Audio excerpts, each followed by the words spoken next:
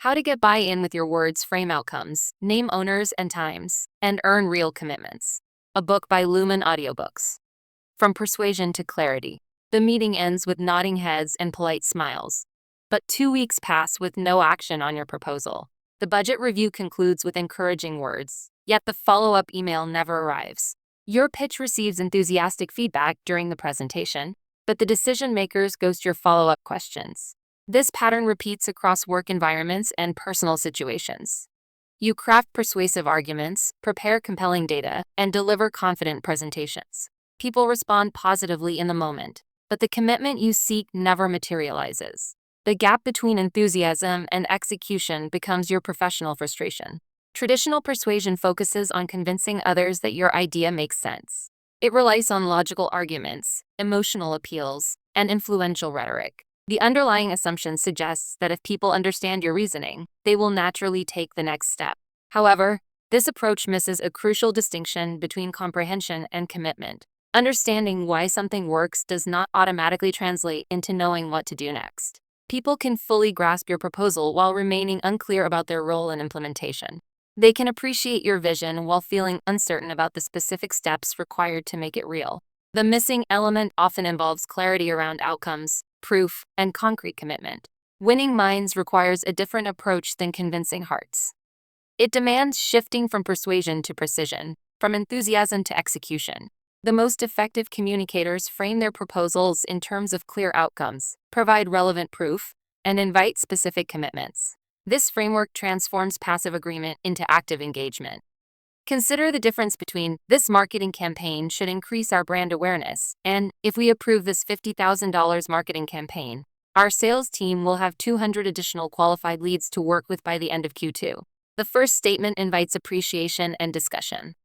The second statement defines a measurable outcome, suggests a specific commitment, and establishes accountability for results. The outcomes pillar focuses on the win others will experience when your proposal succeeds, instead of emphasizing what you want to achieve. This approach clarifies what the decision maker will gain. It translates your goals into their benefits, speaking the language of success they already understand. The proof pillar involves selecting the single piece of evidence that matters most to each specific decision maker, rather than overwhelming audiences with comprehensive data. Effective communicators identify the proof point that addresses each person's primary concern. This approach respects attention spans and increases credibility through relevance. The commitment pillar invites specific action with clear ownership and timeline. It moves conversations from general interest toward concrete next steps. Instead of leaving people to wonder what should happen next, it provides a structured pathway toward implementation. These three elements work together to earn genuine buy-in. Outcomes create motivation, proof builds confidence, and commitment establishes accountability. When combined effectively, they transform proposals from persuasive ideas into actionable plans. The resistance you often encounter with persuasive approaches frequently stems from unconscious uncertainty about implementation. People want to support good ideas, but need clarity about practical execution. They appreciate innovative thinking, but require concrete steps to move from concept to reality. Your audience's primary questions often involve understanding the outcome in terms they value, seeing evidence that addresses their specific concerns, and knowing exactly what action to take and when.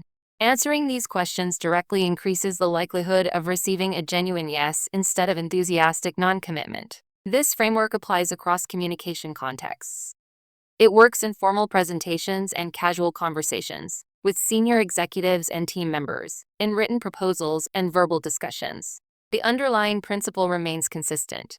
Clarity creates commitment more reliably than persuasion. The skills required for this approach can be developed through conscious practice and systematic application. You can learn to frame outcomes that resonate with different personality types and decision-making styles. You can identify the proof that matters most to each stakeholder. You can craft commitments that feel natural rather than forced. The transition from persuasion to clarity requires abandoning familiar rhetorical patterns and adopting new communication habits. It involves replacing general statements with specific outcomes, comprehensive data with targeted proof, and open-ended questions with concrete invitations for action. Mastering this approach produces measurable improvements in your professional effectiveness. Meetings conclude with clear next steps instead of vague intentions. Proposals receive decisions faster because stakeholders understand exactly what they are agreeing to implement. Relationships strengthen because people appreciate working with communicators who respect their time and mental energy. The cost of continuing with persuasion-based communication includes delayed projects, frustrated colleagues, and missed opportunities. The investment in clarity-based communication generates faster decisions, stronger partnerships, and increased influence within your organization and industry. Your goal involves becoming someone who consistently earns real commitments rather than polite appreciation. This transformation begins with understanding why clarity outperforms persuasion, continues with developing the specific skills required, and culminates in making clarity your default communication approach. The following chapters provide the practical framework for making this transition systematically and effectively. Chapter 1. The buy-in gap. The proposal lands perfectly. The data supports your position, the logic flows clearly, and the presentation receives warm reception. People nod in agreement, ask thoughtful questions, and seem genuinely convinced by your argument. Yet nothing changes. The project stalls, the decision remains unmade, and the opportunity slips away. This pattern creates professional frustration because the visible indicators suggest success while the actual outcome produces failure. You observe positive body language, hear supportive comments, and receive encouraging feedback. These signals indicate persuasion has occurred, but commitment has not been established. The gap between convincing and commitment defines the buy-in challenge you face daily. Traditional persuasion focuses on making sense of your position. It emphasizes logical arguments, emotional appeals, and influential messaging. The underlying assumption suggests that if you can make people understand why your proposal works, they will naturally take the next step. This assumption ignores how people actually decide to commit to action. The human decision process involves multiple cognitive stages that persuasion alone cannot bridge. Understanding your reasoning creates intellectual agreement, but commitment requires clarity about personal stakes, implementation steps, and accountability measures. People can fully grasp your proposal while remaining unclear about their specific role in making it happen. Consider the budget meeting where you present the case for hiring 2 additional developers. Your data shows productivity increases, reduced overtime costs, and faster project delivery timelines. Finance approves the logic, engineering supports the need, and executives acknowledge the benefits. Everyone agrees the proposal makes sense, yet no hiring requisitions get submitted. The missing element involves translating organizational understanding into personal commitment. Finance understands the ROI, but needs clarity about budget timeline and approval authority. Engineering recognizes the value but requires details about job descriptions and candidate sources. Executives see the upside but need to understand how hiring fits current priorities and resource allocation. Each stakeholder experiences the same presentation differently based on their specific responsibilities and concerns. The CFO hears cost justification and asks implicit questions about cash flow timing. The VP of Engineering hears capacity planning and considers how new hires integrate with existing teams. The CEO hears strategic growth and evaluates how additional headcount fits current objectives. Persuasive messaging addresses these concerns indirectly through comprehensive arguments and supporting evidence. However, it leaves each person to connect the dots between your proposal and their specific implementation requirements. This mental work creates friction that delays commitment, even when people support your position intellectually. The buy-in gap widens when your proposal requires coordination across multiple stakeholders. Each person wants to support the initiative but needs confidence that others will participate actively. This creates a subtle dynamic where everyone waits for someone else to move first, resulting in collective inaction despite individual enthusiasm.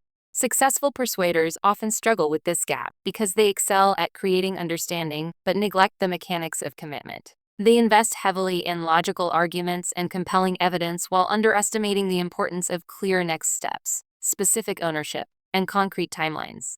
The psychological barrier to commitment typically involves 4 hidden concerns. First, people want to understand the outcome in terms of their own success metrics. Second, they need proof that the proposal addresses their primary risks or challenges. Third, they require clarity about their specific role in implementation. Fourth, they seek assurance that others will fulfill complementary responsibilities. Addressing these concerns requires a different communication approach than traditional persuasion. Instead of building comprehensive cases, focus on answering each person's specific questions. Rather than overwhelming audiences with data, select evidence that matters most to each stakeholder. Instead of inviting general feedback, Request concrete commitments with defined parameters. The transition from persuasion to buy-in involves consciously addressing the hidden concerns that block action. Your goal shifts from making sense to creating clarity, from convincing to committing, from general support to specific accountability. This shift requires developing sensitivity to the different questions each type of stakeholder carries into your conversation. Sales leaders prioritize revenue impact and customer retention. Operations managers focus on efficiency gains and process improvements. Finance executives emphasize ROI and risk mitigation. Product managers consider user experience and competitive positioning. Your ability to identify and address these stakeholder-specific concerns determines your success in earning genuine commitment. The framework of outcomes, proof, and commitment provides a systematic approach to bridging the buy-in gap. The outcomes component reframes your proposal in terms each stakeholder values. Instead of describing what you want to achieve, clarify what success looks like for the decision maker. This shift speaks their language of success and creates intrinsic motivation for implementation. The proof component selects the single piece of evidence that addresses each person's primary concern. Rather than presenting comprehensive data, identify the proof point that matters most to each stakeholder. This approach demonstrates understanding of their specific needs and builds targeted credibility. The commitment component moves conversations toward concrete action with clear ownership and timelines. Instead of leaving people to wonder what should happen next, provide a structured pathway toward implementation that respects their decision-making process. This framework transforms persuasive presentations into commitment-generating conversations. It addresses the psychological barriers that block action while honoring the information needs of different stakeholders. The result involves faster decisions, clearer accountability, and stronger relationships. The buy-in gap exists because most communication training focuses on persuasion skills while neglecting commitment mechanics. You can become skilled at making logical arguments and compelling presentations while remaining ineffective at earning genuine buy-in. Bridging this gap requires consciously adopting the outcomes-proof commitment framework in your daily interactions. The initial challenge involves recognizing when persuasion has occurred without commitment being established. Look for signs of intellectual agreement combined with behavioral inaction. Notice when people express support but fail to take concrete steps. Identify when meetings conclude with enthusiasm but without specific next steps. Once you recognize the gap, you can begin systematically addressing the hidden concerns that block commitment. Start by asking stakeholders about their success metrics rather than presenting your objectives. Identify their primary risks and provide targeted proof that addresses those concerns. Request specific commitments that feel natural rather than forced. Your professional effectiveness will improve dramatically as you master this transition from persuasion to clarity. You will notice faster decision cycles, stronger stakeholder relationships, and increased project completion rates. Most importantly, you will become known as someone who earns real commitments rather than polite appreciation. Your next step involves examining recent conversations where persuasive messaging failed to produce commitment, then identifying the hidden concerns that likely created the buy-in gap. Chapter 2. The 3 pillars of getting yes. Earning genuine commitment requires a systematic approach that addresses how people actually make decisions. The 3 pillars framework provides this systematic approach by breaking buy-in into its essential components. Instead of relying on general persuasion techniques, you can use specific tools that directly target the psychological and practical barriers to commitment. The first pillar involves clearly framing outcomes in terms your audience values. This means translating your goals into the specific wins each decision-maker experiences when your proposal succeeds. People commit more readily when they understand how your initiative serves their success metrics rather than merely supporting your objectives. The second pillar focuses on providing targeted proof that addresses each stakeholder's primary concerns. Rather than overwhelming audiences with comprehensive data, you select the single piece of evidence that matters most to each specific person. This approach respects attention spans while building credibility through relevance. The third pillar involves crafting commitments that specify action, ownership, and timeline.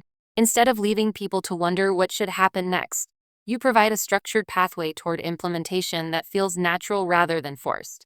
These 3 elements work together to create the conditions necessary for genuine buy-in. Each pillar addresses a different aspect of the decision-making process. Outcomes create motivation, proof builds confidence, and commitment establishes accountability. When combined effectively, they transform passive agreement into active engagement. The outcomes pillar deserves careful attention because it fundamentally reframes how you present your proposal. Traditional approaches often lead with what you want to achieve and hope others will find compelling. This method asks you to lead with what others want to achieve and show how your proposal serves those objectives. Consider the difference between "we need to implement this new CRM system to improve our sales tracking" and "this new CRM system will give your sales team real-time visibility into pipeline health, reduce time spent on manual reporting by 60%, and enable managers to identify coaching opportunities before deals stall." The first statement describes your need. The second statement describes the specific outcomes decision makers value most. Effective outcome framing involves understanding the success metrics each stakeholder monitors regularly. Sales leaders prioritize conversion rates, deal velocity, and customer lifetime value. Operations managers focus on efficiency gains, cost reduction, and quality improvements. Finance executives emphasize ROI, cash flow impact, and risk mitigation. Product managers consider user engagement, feature adoption, and competitive positioning. Your challenge involves translating your proposal into the language of success each stakeholder already uses. This requires research and listening to understand their priorities before presenting your solution. It means asking questions about their goals rather than leading with your agenda. The proof pillar addresses the natural skepticism people maintain toward new initiatives. Even when outcomes appeal to decision makers, they need evidence that your proposal will actually deliver those results. The key insight involves recognizing that different stakeholders need different proof based on their primary concerns. A CFO might need financial projections showing payback periods and budget impact. A VP of operations might require process flow diagrams demonstrating efficiency gains. A marketing director might want customer research supporting messaging improvements.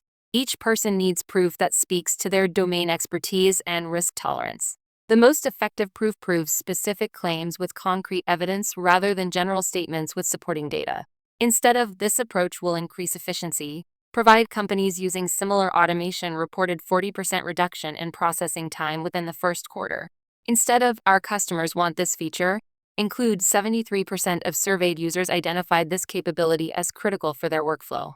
The commitment pillar involves moving conversations from theoretical support toward practical implementation. This requires clearly requesting specific actions while respecting the decision-making authority of each stakeholder.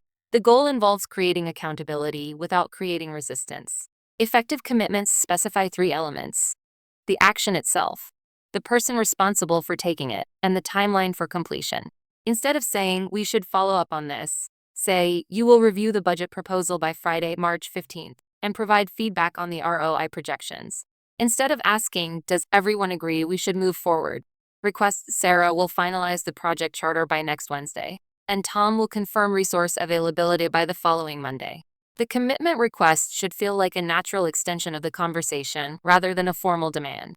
This involves timing the request appropriately after establishing outcomes and providing proof, then phrasing it in terms that align with the person's role and priorities. The 3 pillars work together through a specific sequence that maximizes the likelihood of receiving genuine commitments. You begin by framing outcomes that create intrinsic motivation, follow with targeted proof that builds confidence, and conclude with specific commitments that establish clear accountability. This sequence respects the natural decision-making process by first establishing why action makes sense, then proving that the action will work, and finally requesting concrete steps toward implementation. Skipping or rearranging these elements often results in premature commitment requests that feel transactional or incomplete conversations that never move toward action. The framework applies across communication contexts and stakeholder types. It works in one-on-one meetings with senior executives, group presentations to cross-functional teams, written proposals to external partners, and informal conversations with colleagues. The underlying principle remains consistent. Clarity creates commitment more reliably than persuasion. Your mastery of this framework develops through conscious practice and systematic application. You can learn to identify the outcomes that matter most to different stakeholder types, develop skills for finding proof that addresses specific concerns, and craft requests for commitment that feel natural rather than forced. The initial challenge involves recognizing opportunities to apply the framework rather than defaulting to familiar persuasive techniques. Look for conversations where you want to earn commitment. Then consciously structure your communication around outcomes, proof, and specific requests for action. Your professional influence will expand as you consistently use this framework to earn genuine buy-in. People will begin seeking your input because they know you provide clear pathways toward implementation rather than abstract discussions about possibilities. Your proposals will receive faster decisions because stakeholders understand exactly what they are committing to implement. The three pillars provide a systematic alternative to traditional persuasion methods. They transform communication from convincing people that your ideas make sense toward helping them see how your proposals serve their success. This shift often produces dramatically improved commitment rates and stronger working relationships. This week, notice conversations where you received agreement without commitment, and consider how using the three pillars framework might have changed the outcome. Chapter 3. Reading your audience's decision map. Every stakeholder enters your conversation with a pre-existing mental map of how decisions get made in your organization. This internal decision map includes their understanding of approval hierarchies, risk tolerance, success metrics, and implementation constraints. Your ability to read and work within these mental frameworks determines whether you earn genuine buy-in or encounter predictable resistance. Decision maps vary significantly across roles, personalities, and organizational contexts. A finance executive prioritizes budget compliance and risk mitigation while viewing proposals through financial metrics. An operations manager evaluates ideas based on efficiency gains and process improvements. A sales leader considers revenue impact and customer satisfaction. Each person filters your proposal through their specific success criteria and approval requirements. The challenge involves recognizing these different decision maps before presenting your proposal rather than discovering them through failed attempts at persuasion. You can develop this sensitivity by observing how different stakeholders evaluate other initiatives, listening to their questions during meetings, and studying their communication preferences during decision-making processes. Successful buy-in earners develop the ability to quickly identify three key elements of each stakeholder's decision map. First, they understand the primary outcome each person is accountable for achieving. Second, they recognize the proof each person requires to feel confident about implementation. Third, they clarify the commitment each person can legitimately provide based on their authority level and current priorities. Your audience's decision map also includes unspoken concerns about how your proposal impacts their existing responsibilities and relationships.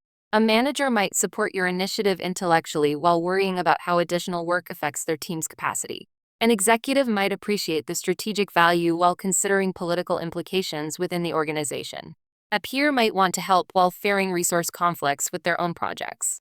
These hidden concerns often create the buy-in gap you experience even when people express theoretical support for your proposal. The person nodding in agreement might simultaneously be calculating whether your success creates additional work for their team, political challenges within their department, or resource conflicts with their priorities. Reading decision maps requires paying attention to both verbal and non-verbal signals during conversations. Verbal cues include the types of questions stakeholders ask, the examples they reference, and the concerns they mention. Non-verbal cues involve body language, energy level changes, and the pace of their responses. Enthusiastic agreement combined with specific implementation questions suggests genuine interest, while generic positive comments without implementation details often indicates polite resistance. Different stakeholder types require different approaches when presenting the same proposal. Analytical personalities want comprehensive data and logical frameworks before committing to action. Results-oriented personalities prefer clear outcomes and timeline-based commitments.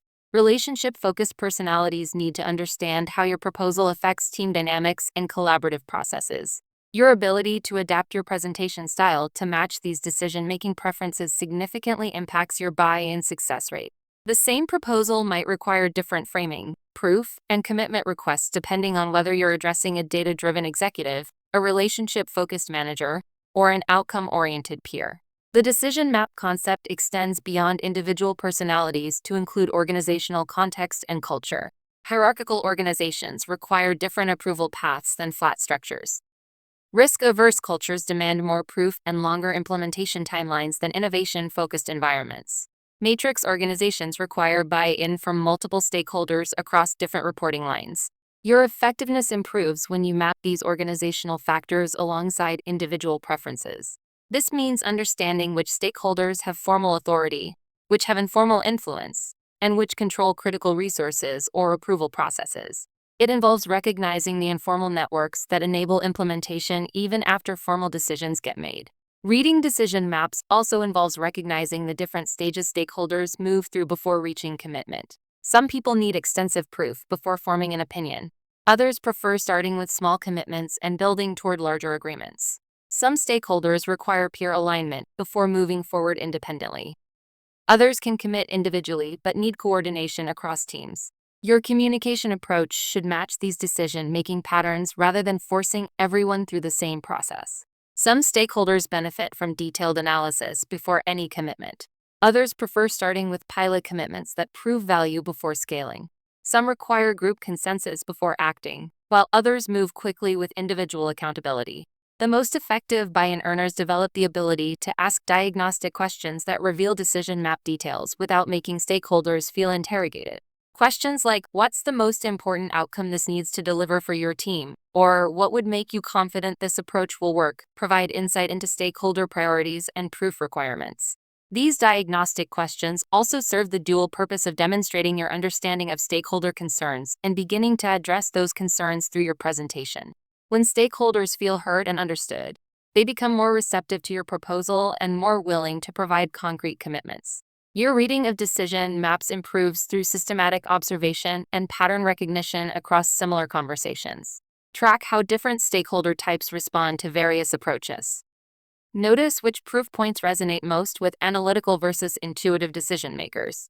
Identify which commitment requests feel natural versus forced across different organizational contexts. The practical application of decision map reading involves tailoring your outcomes, proof, and commitment requests to match each stakeholder's mental framework. Instead of presenting comprehensive arguments to analytical personalities, focus on the specific proof that addresses their primary concern.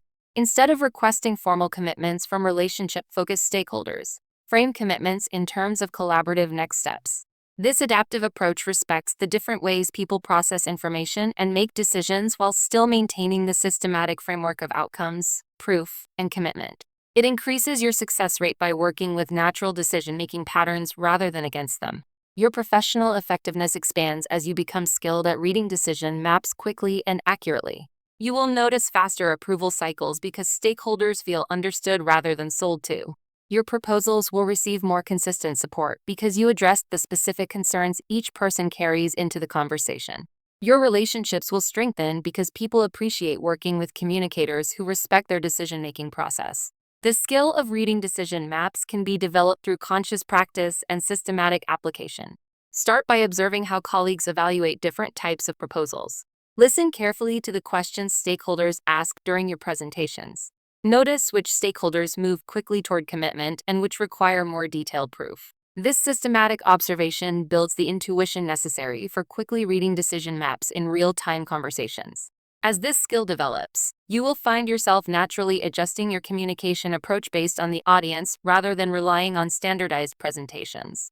You will become known as someone who understands stakeholder concerns and addresses them systematically, which dramatically increases your ability to earn genuine buy-in for initiatives that matter to you and your organization. Notice how different stakeholders evaluate proposals in your next 3 meetings and identify patterns in their decision-making preferences. Chapter 4. Building Trust Without Overselling. The presentation receives enthusiastic reception. You demonstrate confidence in your proposal, present compelling data, and deliver a polished pitch that impresses everyone in the room. The feedback is overwhelmingly positive, with multiple stakeholders expressing strong support for your initiative. Yet when you follow up the next week, people seem less certain about moving forward. This scenario reveals a critical insight about the relationship between persuasion and trust. The more forcefully you convince others that your proposal represents the perfect solution, the more you trigger unconscious skepticism about your motives and the reliability of your claims. People want to believe good ideas, but they also want to work with communicators who present information honestly rather than sell aggressively.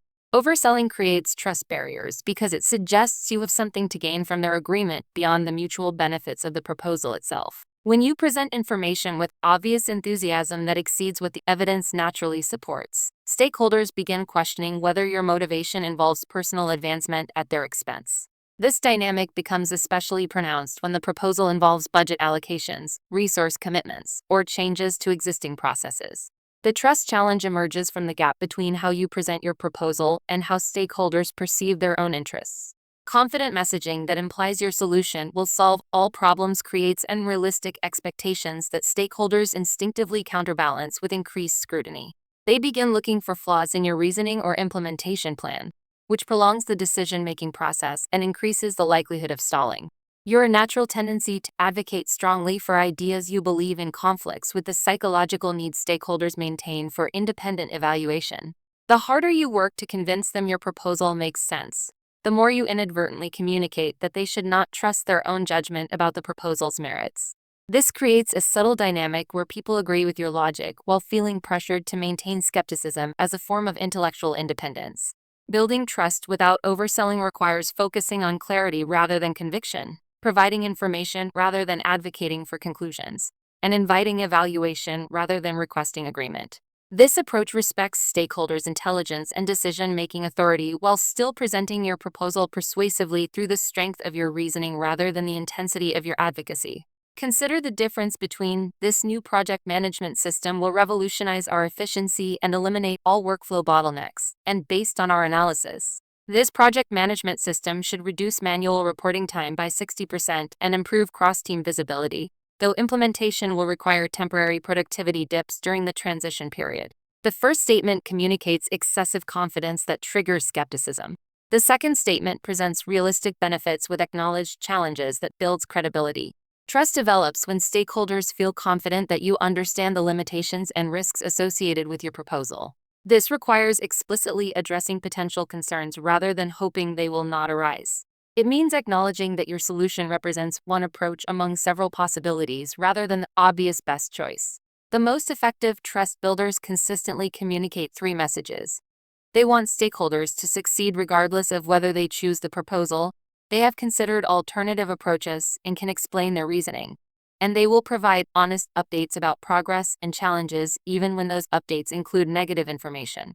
This authenticity approach works because it removes the perception that your enthusiasm stems from personal investment in a specific outcome rather than genuine belief that the proposal serves organizational interests. When people trust that your primary motivation involves helping them make good decisions rather than getting your way, they become more receptive to your recommendations and more willing to provide genuine commitments. Your ability to build trust without overselling develops through conscious practice of presenting information with appropriate confidence levels and acknowledging uncertainties rather than eliminating them through enthusiastic advocacy. This requires accepting that uncertainty exists in most proposals and communicating that awareness rather than trying to convince stakeholders that your solution eliminates all risk. The practical application of this approach involves structuring presentations around objective analysis and realistic outcomes rather than emotional appeals and absolute benefits. Instead of building momentum through progressively stronger claims, you maintain steady credibility by calibrating your confidence to match the strength of your evidence. Trust building also involves acknowledging the specific concerns different stakeholder types typically maintain about proposals like yours. Finance executives worry about budget overruns and ROI uncertainty. Operations managers fear productivity disruptions and implementation complexity. Senior leaders consider strategic alignment and competitive implications. Addressing these concerns directly demonstrates understanding of their decision-making context and builds credibility through relevance. Your communication style should reflect genuine curiosity about stakeholder perspectives rather than predetermined conclusions about their optimal choice. Questions like, what concerns do you have about the implementation timeline, or how might this affect your team's current priorities, communicate respect for their expertise and create opportunities for collaborative problem solving rather than competitive debate. The trust-building approach also involves being explicit about what you do not know or cannot guarantee about your proposal's outcomes. This vulnerability strategy works because it removes the perception that you are hiding potential problems to approval. Stakeholders appreciate honesty about limitations because it helps them evaluate risks appropriately and increases confidence in your long-term reliability. Consistently practicing this approach creates a reputation for presenting proposals that stakeholders can trust even when they disagree with their recommendations. Your influence grows because people seek your input to understand all relevant factors rather than merely to receive persuasive arguments that support predetermined conclusions. The transition from overselling to clarity-based trust building requires abandoning familiar advocacy patterns and adopting new communication habits. Instead of emphasizing why your proposal represents the best choice, focus on helping stakeholders understand what success would look like if they choose your approach versus alternatives. Your professional effectiveness improves dramatically as you master building trust without overselling. Proposals receive faster decisions because stakeholders trust your analysis and recommendations. Relationships strengthen because people appreciate working with communicators who respect their decision-making process and provide honest, complete information. Your reputation becomes associated with credible recommendations rather than aggressive selling tactics. The key insight involves recognizing that trust accelerates buy-in more effectively than persuasion because it addresses stakeholders' primary concern about working with reliable partners who have their best interests in mind. When people trust your motives and judgment, they become more willing to commit to initiatives that require their active participation and ongoing support. 3 months after the initial presentation, the stakeholder who seemed most enthusiastic follows up with an email requesting a detailed implementation timeline and budget breakdown. She mentions that her initial excitement was tempered by concerns about whether you fully understood the operational challenges. But your subsequent communications about implementation risks and mitigation strategies gave her confidence to move forward. Chapter 5. Framing outcomes that matter. The technical specifications look impressive. Your proposal includes detailed requirements, comprehensive timelines, and thorough risk assessments. The document demonstrates professional preparation and addresses multiple implementation scenarios. Yet when stakeholders review the proposal, their feedback focuses on why the initiative does not seem worth the investment of time and resources. This reaction occurs because technical excellence often overshadows outcome clarity. Your proposal describes what you want to build rather than what success looks like for the people who must approve and implement your recommendation. Stakeholders need to understand the specific wins they will experience when your proposal succeeds, not merely the features your solution will include. Effective outcome framing requires translating your objectives into the success metrics each stakeholder monitors regularly. This means understanding that a CFO evaluates proposals through budget compliance and ROI, while a VP of operations judges initiatives through efficiency gains and process improvements. Your proposal must address these stakeholder-specific outcomes rather than general organizational benefits. The outcome framing process begins with research into what each stakeholder considers successful performance within their domain. Finance leaders track cost savings, revenue increases, and budget predictability. Operations managers measure efficiency improvements, quality enhancements, and resource optimization. Sales executives monitor conversion rates, customer retention, and market share growth. Your challenge involves identifying the specific outcomes that create intrinsic motivation for each stakeholder rather than relying on generic benefits that might appeal to anyone. Instead of presenting your proposal as, "This will improve our customer service capabilities," frame it as, "This investment will reduce your customer escalation rate by 40% and decrease average resolution time from 48 hours to 12 hours. The psychology behind outcome-focused framing addresses a fundamental human motivation. People commit more readily when they understand how your proposal serves their success rather than merely supporting your objectives. This reframing transforms your initiative from something you want into something they need for achieving their performance goals. Consider the difference between presenting your marketing automation proposal as, "We need better lead nurturing," versus, "This system will give your sales team 30% more qualified leads while reducing your time spent on manual follow-up by 15 hours per week." The first statement describes your need. The second statement describes outcomes that matter to the person who must approve the budget. Effective outcome framing requires 3 key elements: specificity, measurability, and relevance. Specific outcomes provide clear targets rather than vague improvements. Measurable outcomes allow stakeholders to track success through quantitative metrics. Relevant outcomes connect directly to what each stakeholder values rather than assuming they share your priorities. The specificity requirement means replacing general benefits, like increased efficiency, with concrete outcomes like reduced manual processing time from 40 hours to 12 hours per week. This precision helps stakeholders visualize success and evaluate whether the proposed outcomes justify the required investment. Measurable outcomes enable stakeholders to assess proposals based on their existing performance metrics rather than learning new evaluation criteria. When you present outcomes in terms stakeholders already track, you reduce cognitive load and increase confidence in your analysis. A CFO can immediately evaluate whether proposed cost savings justify budget allocations without learning new financial models. Relevance requires understanding each stakeholder's current challenges and presenting outcomes that address those specific concerns. A stressed operations manager needs outcomes related to workload reduction and quality improvement more than strategic positioning. A growth-focused sales leader needs outcomes related to conversion rates and customer lifetime value more than internal efficiency. Your ability to identify relevant outcomes improves through systematic stakeholder analysis before presenting proposals. This involves researching current priorities, understanding recent challenges, and recognizing success patterns within each stakeholder's domain. The information gathering process often reveals surprising insights about what outcomes matter most to each decision maker. The outcome framing challenge becomes more complex when multiple stakeholders evaluate your proposal from different perspectives. A single initiative might need to address revenue growth for sales, efficiency improvements for operations, cost control for finance, and strategic positioning for executives. Your presentation must address these varied outcomes without losing focus or appearing to promise contradictory benefits. The most effective approach involves organizing outcomes by stakeholder priority while maintaining internal consistency. Begin with outcomes that matter most to the primary decision maker. Then address secondary stakeholder concerns through outcomes that complement rather than compete with your main message. This sequencing respects decision-making hierarchies while ensuring all key concerns receive appropriate attention. Common mistakes in outcome framing include presenting benefits without connecting them to specific stakeholder metrics, making promises that sound impressive but lack concrete measurement, and assuming all stakeholders share the same priorities. These errors reduce credibility and create confusion about what success actually looks like. The language you use to describe outcomes significantly impacts how stakeholders receive your message. Action-oriented phrasing like "this will increase" creates more motivation than passive phrasing like "this may improve." Specific numbers generate more confidence than vague percentages. Time-bound outcomes create more urgency than open-ended improvements.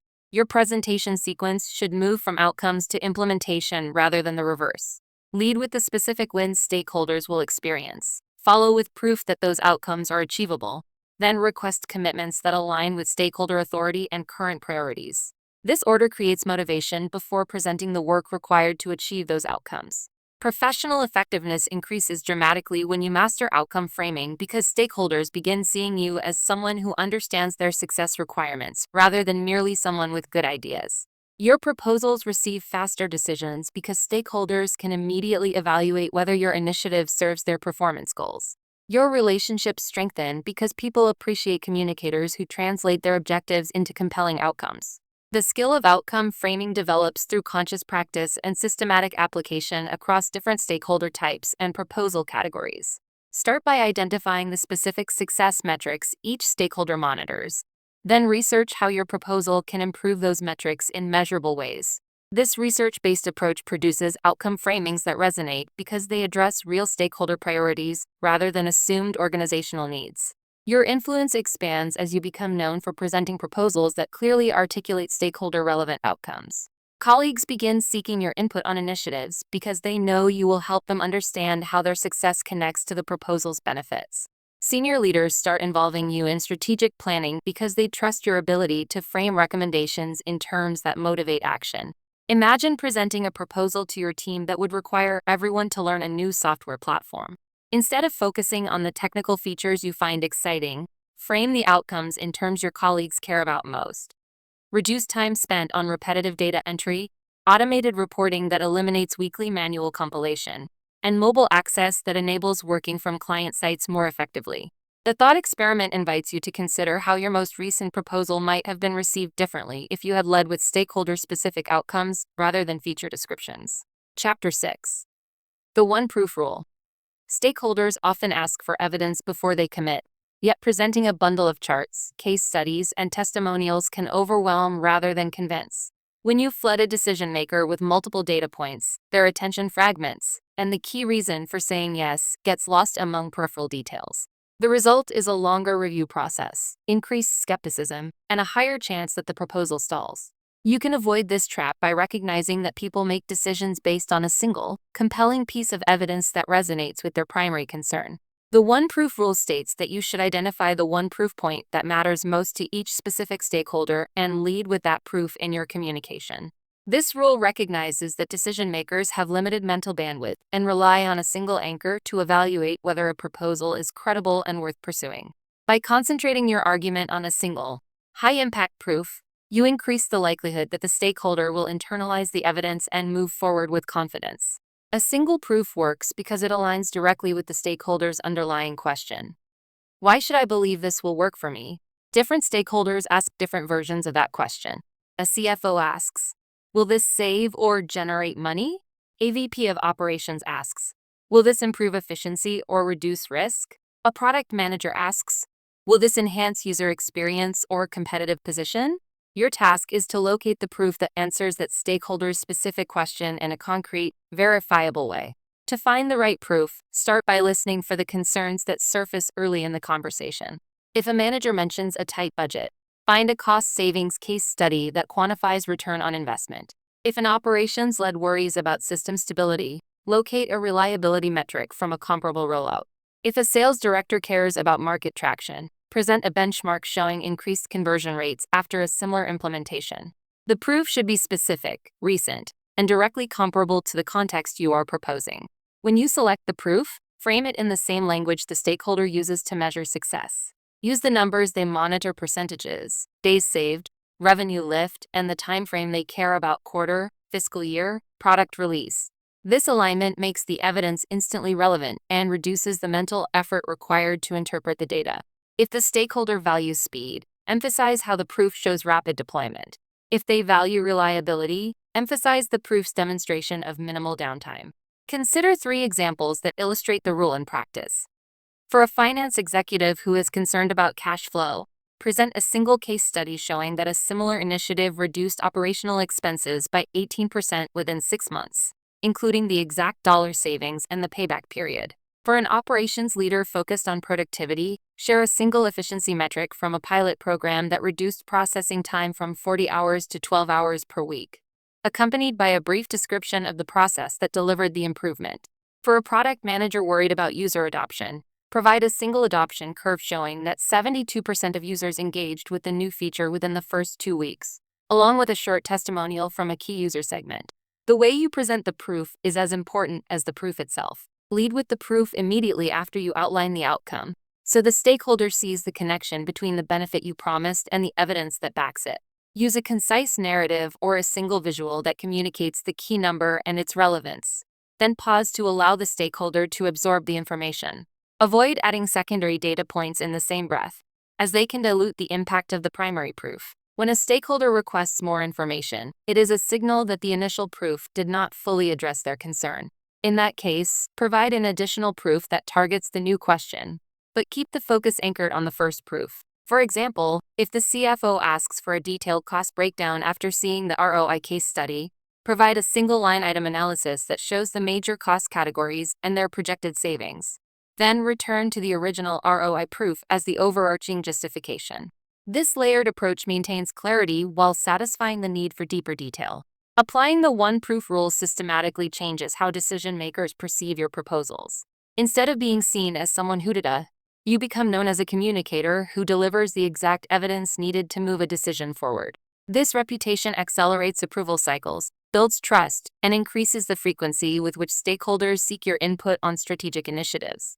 The rule also simplifies your preparation, because you spend time researching and curating one powerful proof per stakeholder rather than compiling exhaustive dossiers.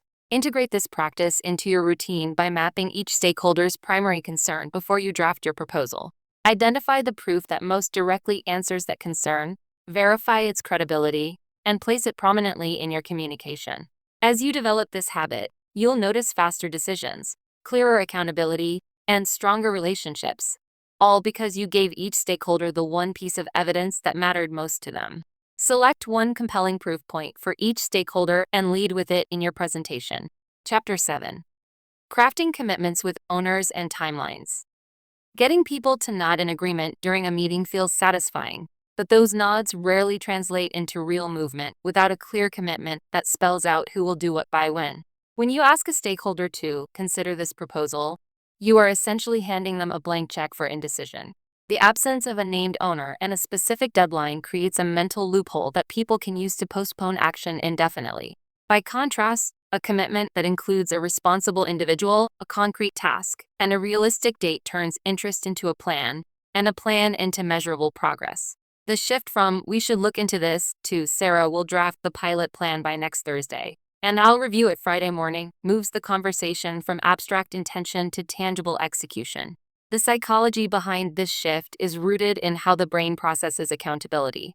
When a responsibility is shared by a group, each member experiences a diffusion of ownership that reduces personal urgency. Naming a single owner eliminates that ambiguity, creating a direct line between the task and the person who will own the outcome. Adding a timeline further tightens the mental loop, because the brain can more easily schedule a future action when it is bounded by a specific date rather than a vague soon. This combination of personal responsibility and time-bound pressure activates the brain's reward system, which favors concrete actions over open-ended discussion. As a result, people are more likely to follow through because the mental cost of deferring the task rises sharply once both the owner and deadline are fixed. A well-crafted commitment contains 3 core elements that must be present together to be effective. First, the action itself must be stated in a way that is observable and measurable. Instead of saying, "review the budget," say, "review the budget for the Q4 initiative and flag any variance over 5%. The added specificity makes it clear when the task has been completed. Second, the owner must be identified explicitly, using the person's name and, when appropriate, their role or department. Saying "Alex from finance" rather than "someone from finance" removes the need for others to guess who will act. Third, the timeline must be precise and feasible. A date such as by 5 p.m. on March 12th gives the brain a clear endpoint, while an open-ended date like "next week" invites procrastination. Choosing the right owner involves more than picking the person with the most expertise. The owner should also be the person who has the authority to execute the task and the bandwidth to allocate time to it. If a manager is aware that a junior analyst is already overloaded, assigning the analysis to the manager ensures the work gets done without overburdening the team. When you select the owner, pair the name with a brief justification of why that person is the best fit. This extra step reinforces the legitimacy of the assignment and helps the owner feel confident about taking responsibility. It also signals to other participants that the selection is based on capability rather than convenience, which reduces hidden resistance. Setting the timeline requires balancing urgency with realism. A deadline that is too aggressive can trigger stress and resistance, while a deadline that is too can let the task linger indefinitely. When you present the date, tie it to an external reference point that the stakeholder already recognizes, such as "by the end of this sprint" or "no later than the week before the board meeting." This contextual anchoring makes the deadline feel natural rather than imposed. If you anticipate that the task may encounter unforeseen obstacles, you can embed a soft checkpoint before the final deadline, such as "send me a progress update by Thursday, and we'll finalize the plan by Friday." These checkpoints create additional accountability without feeling like micromanagement. Linking the commitment back to the outcomes and proof you have already presented strengthens the logical thread that drives action. When you remind the stakeholder that the commitment directly delivers the outcome they care about, and that it is supported by the proof you provided earlier, you reinforce the reason the task matters. For example, after outlining that the pilot will reduce processing time by 30%, you can say, "Therefore, it's critical that we lock in the pilot schedule now. I'll need you, as the operations lead, to confirm the rollout dates by Thursday, so we can stay on track for the Q4 efficiency target." This phrasing connects the concrete action confirmed dates with the larger benefit efficiency target and ties it to the evidenced 30% reduction you introduced earlier. During a meeting, the most effective way to secure a commitment is to frame it as a natural next step rather than as a formal request. Start by summarizing the agreed outcome, then reference the proof that supports it, and finally translate those into a concrete action item. After the stakeholder has confirmed the relevance of the outcome and the proof, ask for the commitment by stating the owner, the task, and the deadline in a single sentence. If the stakeholder looks hesitant, pause and ask if the timeline feels reasonable or if any adjustment is needed. This brief dialogue allows you to calibrate the commitment on the spot, ensuring it is both acceptable and achievable. When you encounter resistance to a specific owner or timeline, address the concern directly rather than rephrasing the request in vague terms. If someone argues that the proposed owner is too busy, suggest an alternative that still meets the criteria of authority and availability, or break the task into smaller, assignable pieces that can be spread across multiple team members. If the timeline feels too tight, propose a brief buffer or a phased approach, but keep the final deadline fixed. By negotiating the details while preserving the core elements of owner and deadline, you maintain the commitment's integrity and avoid falling back into ambiguity. After the meeting, immediate follow-up solidifies the commitment in everyone's mind. Send a concise summary email that lists each commitment exactly as it was stated, including the owner's name, the task description, and the deadline. Use bullet points to make the commitment stand out visually. If the commitment involves a deliverable, attach any reference materials that were discussed, such as the draft proposal or the proof slides. This document serves as a shared reference point and creates a public record that reinforces accountability. It also gives the owner a clear checklist to work against. Written confirmation works best when it is brief and specific. A single paragraph that restates the commitment in the same wording you used in the meeting is enough. Adding excessive justification can dilute the core message. The email should be sent within a few hours of the meeting, while the conversation is still fresh. Promptness signals that the commitment is a priority and reduces the chance that the owner forgets or misinterprets the details. It also gives you a timestamp to reference later if progress tracking becomes necessary. Embedding clear commitments into everyday communication builds a culture where accountability is the default rather than the exception. When team members observe that commitments consistently include owners and deadlines, they begin to adopt the same language in their own work. Over time, this shared expectation reduces the need for repeated follow-ups and accelerates project momentum. Leaders who model this practice in meetings, status updates, and hallway conversations create an environment where ambiguity is minimized and action is encouraged. This cultural shift does not happen overnight, but each concrete commitment reinforces the norm. Several common pitfalls can undermine the effectiveness of commitments if they go unchecked. The first is assigning responsibility without authority, which leaves the owner unable to move the task forward. Always verify that the person you name has the power to make the required decision or allocate the necessary resources. The second is setting a deadline that is not linked to any real constraint, which makes it easy for the owner to defer the task indefinitely. Ground the deadline in an external event or deliverable whenever possible. The third is wording the commitment in vague or ambiguous terms, which creates room for differing interpretations. Use precise, observable language that leaves no room for confusion. Finally, failing to document the commitment in writing removes the shared reference point and increases the likelihood of misremembering. Real-world scenarios illustrate how these principles apply across different contexts. In a product development meeting, you might say, "Mark, please compile the feature checklist by the end of the day on Thursday, so we can begin the design review Friday morning."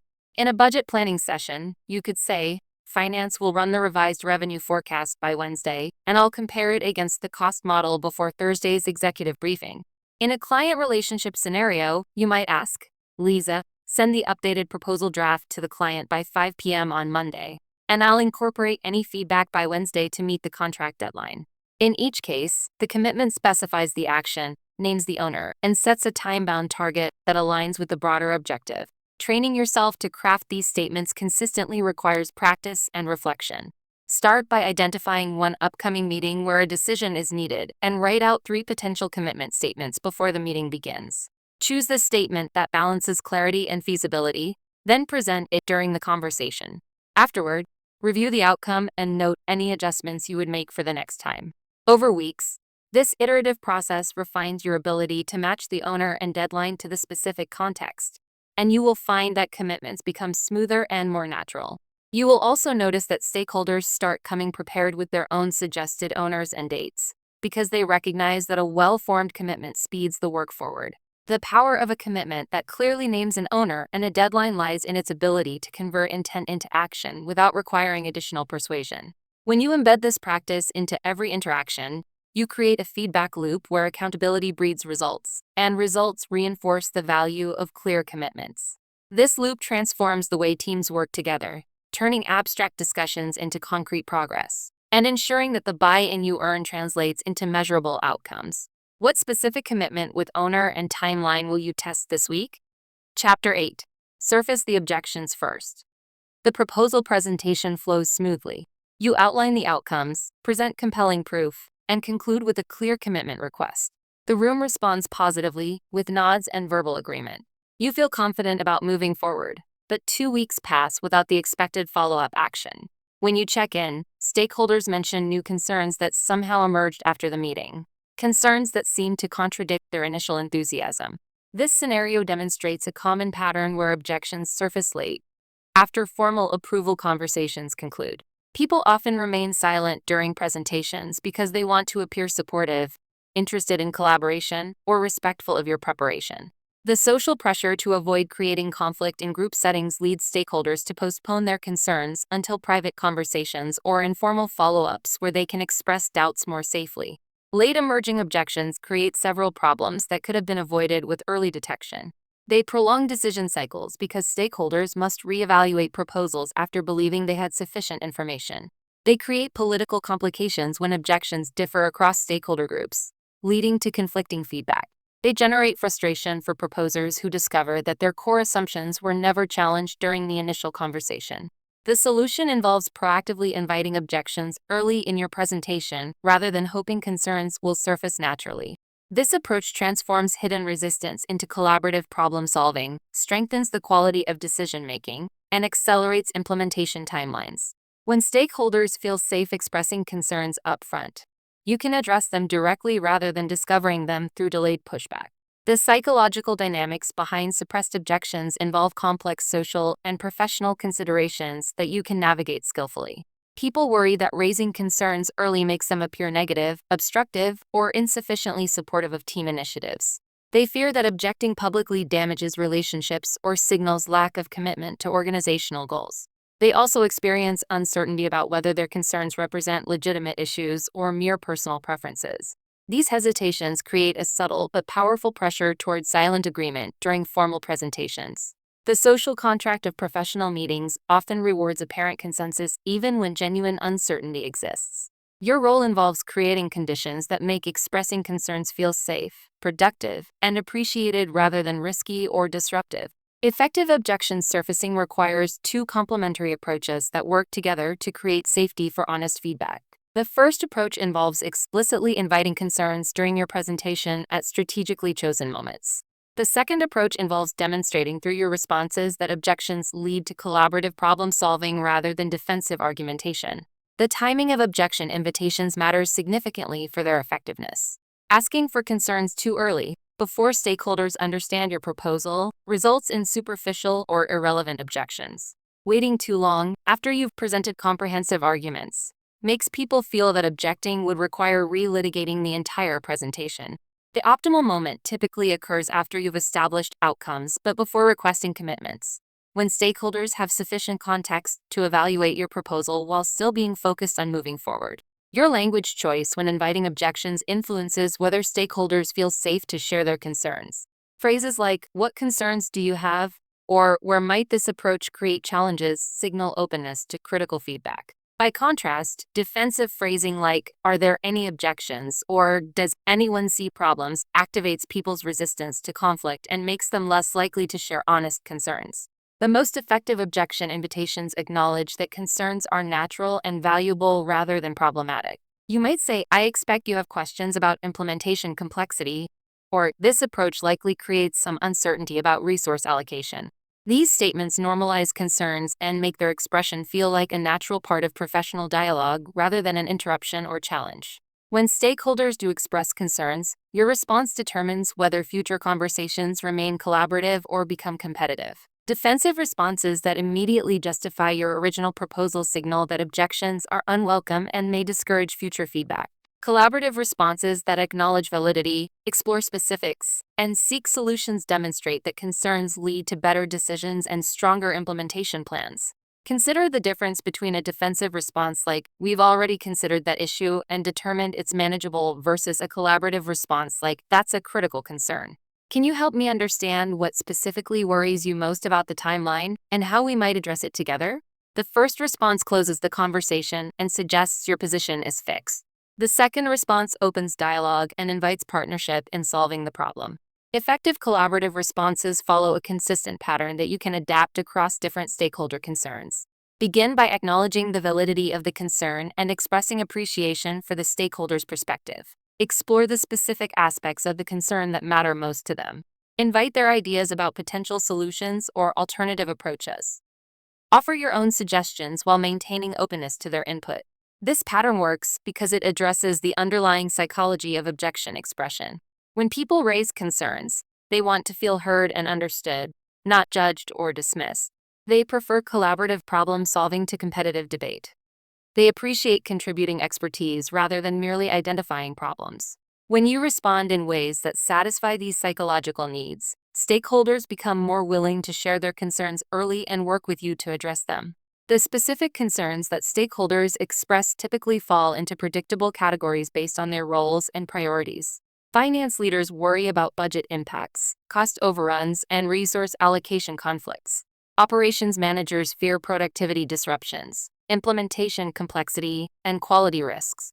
Sales executives express concerns about customer impact, market timing, and competitive positioning. Senior leaders focus on strategic alignment, political implications, and organizational capacity. Your ability to respond effectively improves when you can quickly identify which category each concern belongs to.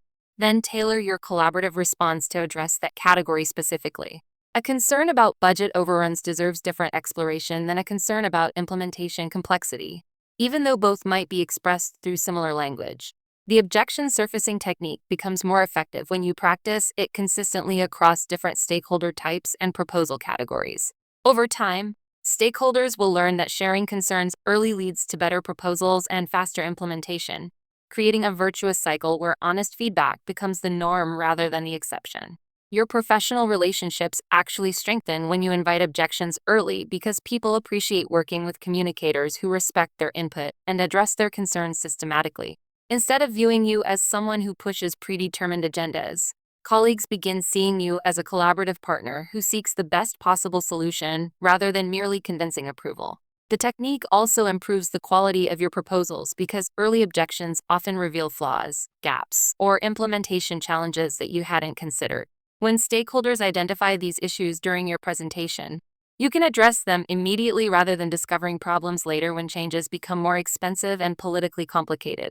Implementing this approach requires conscious attention to your presentation structure and conversation management skills. Plan specific moments where you'll invite objections, prepare responses that demonstrate collaborative problem solving, and practice language that makes expressing concerns feel safe and productive. The initial challenge involves overcoming your own resistance to inviting criticism and learning to value objections as valuable input rather than obstacles to overcome. Many communicators unconsciously prefer the comfort of positive reception to the uncertainty of critical feedback. But this comfort comes at the cost of proposal quality and implementation success. As this skill develops, you'll notice that stakeholders begin bringing up concerns earlier and more directly because they trust that their input will be received constructively. Your proposals will become stronger because they incorporate stakeholder expertise from the beginning rather than requiring revision after hidden concerns emerge. Your decision cycles will accelerate because objections get addressed during initial conversations rather than through delayed pushback. The most significant benefit involves transforming your professional reputation from someone who gives presentations to someone who facilitates collaborative decision-making. Stakeholders will start seeking your input on initiatives because they know you'll help them think through challenges rather than merely advocating for predetermined solutions. This shift from persuasive communication to collaborative problem-solving dramatically increases your long-term influence and effectiveness. The key insight involves recognizing that objections represent valuable information rather than personal criticism or organizational resistance. When stakeholders express concerns, they are providing you with data that improves your proposal and implementation planning. The faster you receive this data, the faster you can integrate it into a stronger solution that addresses real stakeholder needs. Surface objections early in your next presentation and notice how the quality of feedback improves when stakeholders feel safe sharing their concerns. Chapter 9. Applying clarity in high-stakes meetings. The boardroom seats 12 senior executives around a polished conference table. Your quarterly budget presentation must secure approval for a $2.3 million investment that will determine whether your division hits annual targets. The VP of Finance has already questioned the ROI projections twice. The CEO seems skeptical about the strategic timing. 3 department heads have expressed concerns about resource allocation. The CMO remains silent, her expression unreadable. The room's energy suggests this conversation will define not just the proposal's fate, but also your credibility with the organization's highest decision-makers. High-stakes meetings amplify every communication challenge because the stakes involve more than individual project success. Career advancement, departmental resources, and organizational trajectory all become visible in these critical conversations. The pressure to perform perfectly often triggers familiar persuasive instincts that backfire in executive contexts. Stakeholders in high-stakes situations have less tolerance for sales tactics, more sophisticated analytical capabilities, and higher expectations for strategic thinking. Your communication approach must evolve to match these elevated standards. The traditional toolkit of persuasive presentation skills becomes insufficient when you're addressing senior leaders who evaluate hundreds of proposals annually.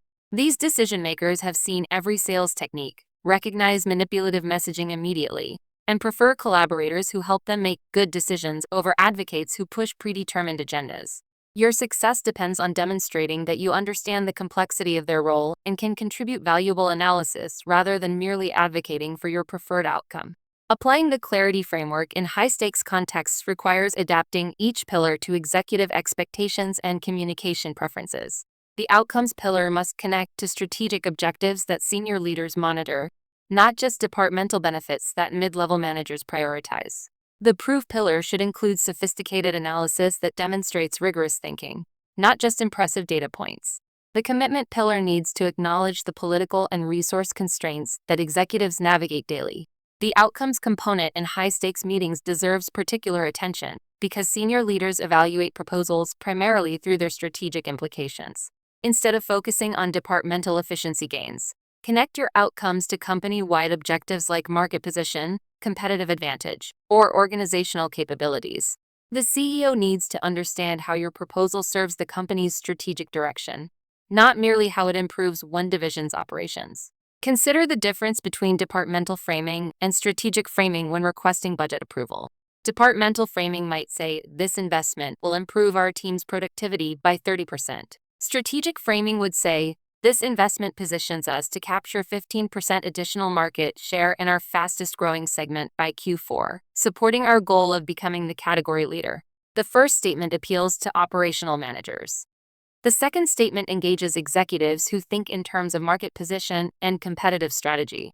The proof component in high-stakes meetings requires more sophisticated analysis than in routine conversations. Senior leaders expect to see multiple data sources, sensitivity analysis, and consideration of alternative scenarios.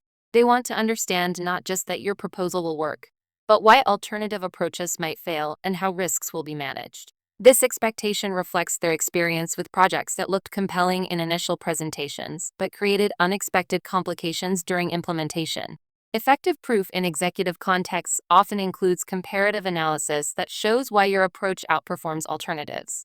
Instead of presenting isolated metrics, demonstrate how your proposal compares to industry benchmarks, competitive positioning, and internal performance standards. The CFO wants to see ROI projections alongside risk assessments.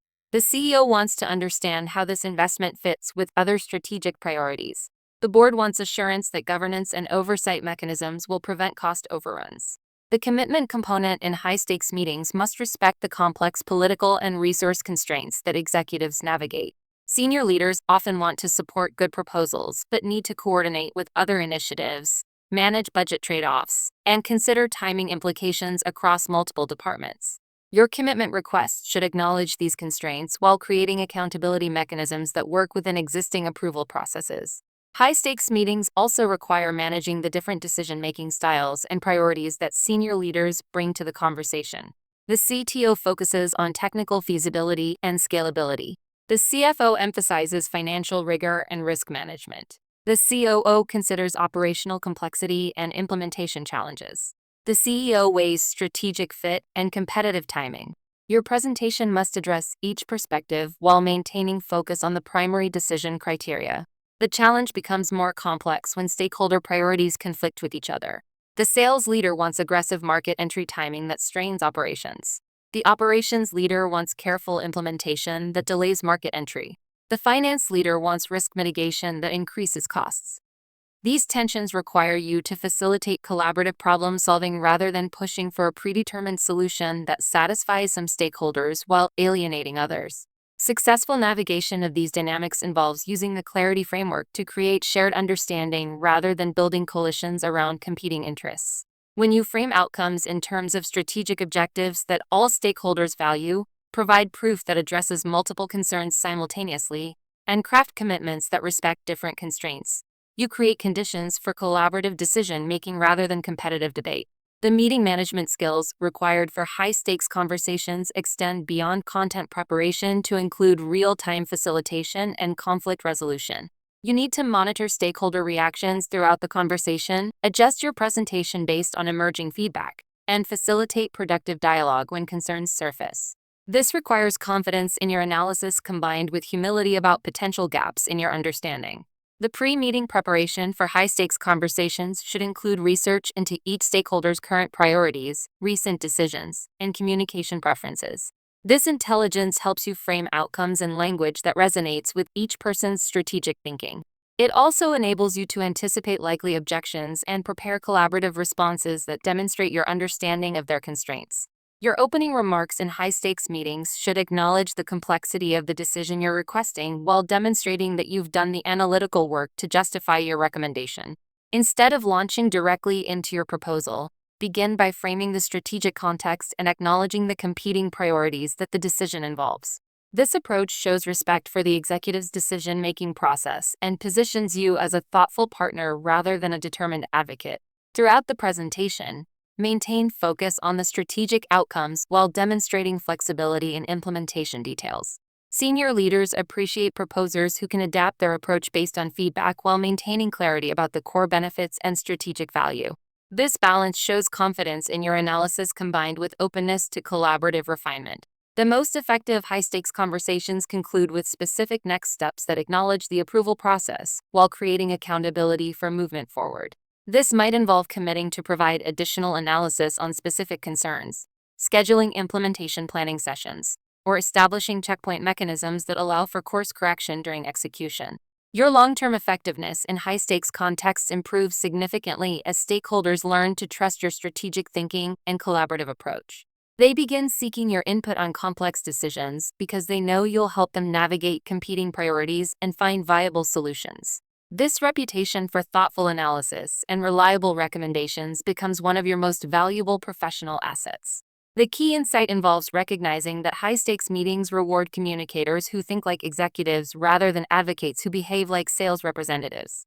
When you demonstrate understanding of strategic complexity, provide rigorous analysis, and facilitate collaborative decision-making, you earn credibility with senior leaders that translates into long-term influence and career advancement opportunities. 3 months later, the same boardroom hosts the project review meeting where your division presents its results. The $2.3 million investment generated 18% market share growth and positioned the company ahead of 2 key competitors. The CEO opens the meeting by noting that your collaborative approach during the initial budget discussion helped the leadership team make a strategic decision that delivered measurable value. The VP of Finance mentions that your risk mitigation planning prevented cost overruns and kept the project on schedule. The board approves funding for the next phase without extensive discussion, citing the quality of analysis and implementation that characterized the entire initiative. Chapter 10. Email, Slack, and async buy-in. The message sits in your drafts folder, fully written and ready to send, but you hesitate to hit send. The proposal covers all the essential points: outcomes, proof, and a clear commitment request. Your analysis is thorough, your language is professional, and the request feels reasonable. Yet you know that email conversations often sprawl across dozens of replies without reaching concrete decisions. The proposal that would take 15 minutes to discuss in person might languish in written threads for weeks, with stakeholders forgetting key points and conversations losing momentum. Asynchronous communication has become the dominant method for business decision-making, yet most people still apply conversation techniques to written formats. Email threads, Slack channels, and project management platforms create unique challenges for earning genuine buy-in because they lack the immediate feedback, shared context, and social dynamics that facilitate commitment in real-time conversations. Stakeholders can read and respond at their convenience, which often means reading hastily, responding vaguely, and never returning to follow up on specific commitments. The lack of visual and verbal cues makes it difficult to gauge stakeholder engagement or detect early warning signs of resistance. Information gets fragmented across multiple messages, making it hard to maintain focus on outcomes and commitments. Your ability to earn buy-in through written communication requires adapting the outcomes-proof commitment framework to the constraints and opportunities of asynchronous formats.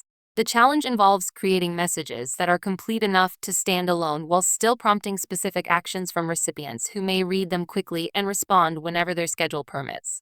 You need to design written communication that respects attention limits while still providing sufficient detail for informed decision-making.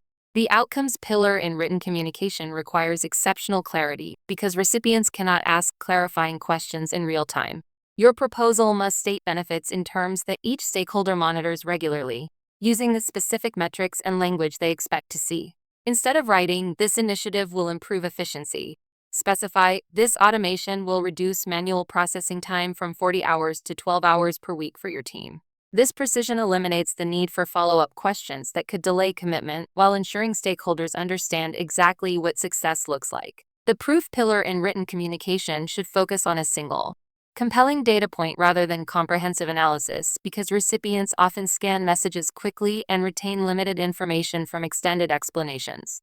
Include the proof that addresses each stakeholder's primary concern, presented in a format that communicates the key finding immediately. A chart or graph often communicates more effectively than text, provided it includes clear labels and specific numbers rather than vague trends or general statements. Consider the difference between a proof-heavy email that presents multiple data points versus a focused proof that targets the recipient's specific question. The comprehensive approach might include market analysis, competitive benchmarking, financial projections, and risk assessments. The focused approach presents a single case study that shows a 35% efficiency improvement in a similar implementation, with the key statistic highlighted prominently. Recipients can quickly understand the focused proof while the comprehensive approach often gets skimmed and forgotten. The commitment pillar in written communication requires exceptional specificity because recipients cannot ask for clarification or negotiate details in real time. Your request should include exact actions, named individuals, and firm deadlines that can be understood without additional conversation.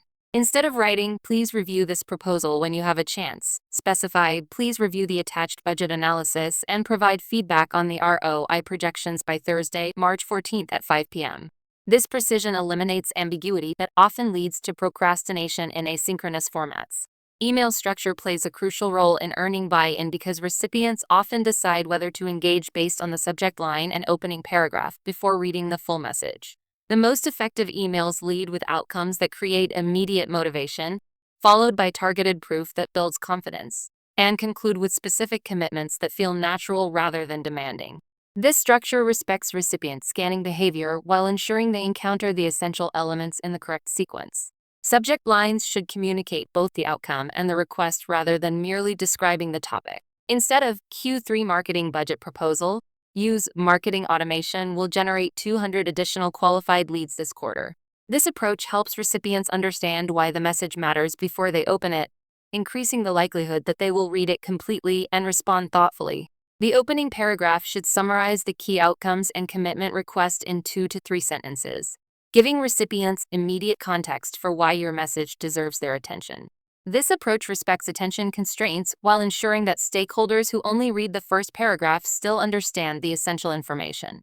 Follow the opening summary with supporting details and proof that recipients can explore if they choose to engage more deeply. Slack and instant messaging platforms require even more concise communication because attention spans are shorter and interruptions are frequent. Messages should focus on a single outcome or commitment rather than comprehensive proposals.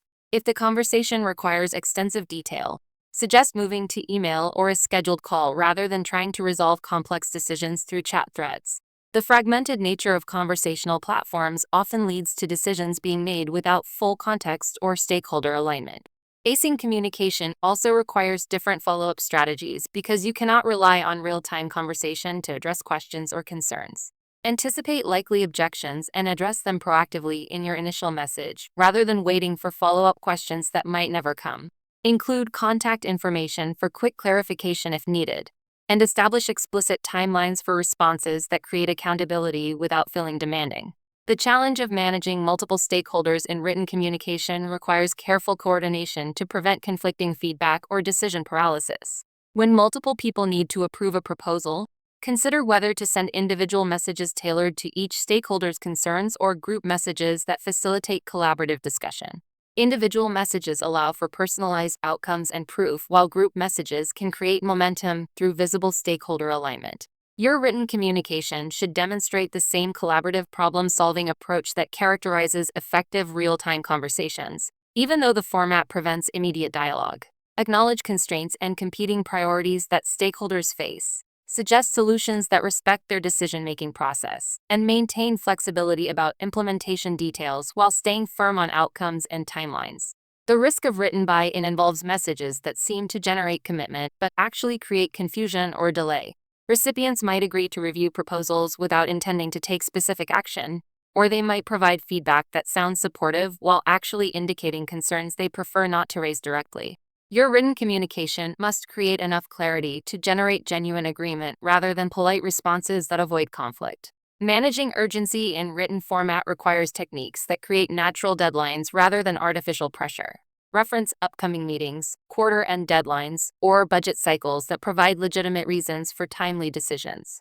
This approach respects stakeholders' planning processes while ensuring that commitments feel reasonable rather than imposed. Your reputation for effective written communication develops when stakeholders learn that your emails lead to clear decisions rather than endless discussion threads. This reputation becomes increasingly valuable as organizations rely more heavily on asynchronous collaboration and decision-making. Colleagues begin seeking your input on written proposals because they know you'll structure them to generate actionable outcomes rather than theoretical discussion. The key insight involves recognizing that asynchronous communication rewards clarity more than persuasion because recipients cannot ask clarifying questions or negotiate details in real time. Your written proposals must be complete enough to enable informed decisions without requiring additional conversation, while still creating natural pathways for follow-up when necessary. The most effective async communicators create messages that stand alone while still prompting specific actions, respect attention constraints while providing sufficient detail, and maintain collaborative tone while earning genuine commitments. This balance between completeness and conciseness, detail and clarity, becomes a competitive advantage as written communication increasingly dominates business decision-making. Think about your most recent email thread that sprawled across multiple days without reaching a clear decision. Consider how applying the outcomes proof commitment framework might have changed the communication sequence and led to faster, more definitive outcomes. Chapter 11. Measuring your success rate. The proposal receives enthusiastic approval during the presentation. The CFO smiles and nods throughout your ROI analysis. The VP of Operations asks detailed questions about implementation timeline. The CEO verbally commits to supporting the initiative. You walk out of the meeting feeling confident about the decision, but 3 weeks later, nothing has happened. No budget allocation has been processed. No project charter has been finalized. No implementation team has been assembled. Your successful buy-in attempt produced zero actual progress, and you have no way of understanding why. This scenario reveals a critical gap in how most professionals evaluate their communication effectiveness. You measure success by the immediate feedback you receive rather than the actual commitments that result from your efforts. Enthusiastic responses feel like victories even when they fail to produce measurable outcomes. This disconnect between apparent success and actual results prevents you from learning what communication strategies work and which approaches need improvement. Without systematic measurement, you continue using the same techniques regardless of their effectiveness, missing opportunities to develop higher impact communication skills. Tracking your buy-in success rate requires shifting focus from conversation outcomes to commitment outcomes. Instead of counting how many proposals receive positive feedback, you need to measure how many proposals generate specific commitments that actually get executed.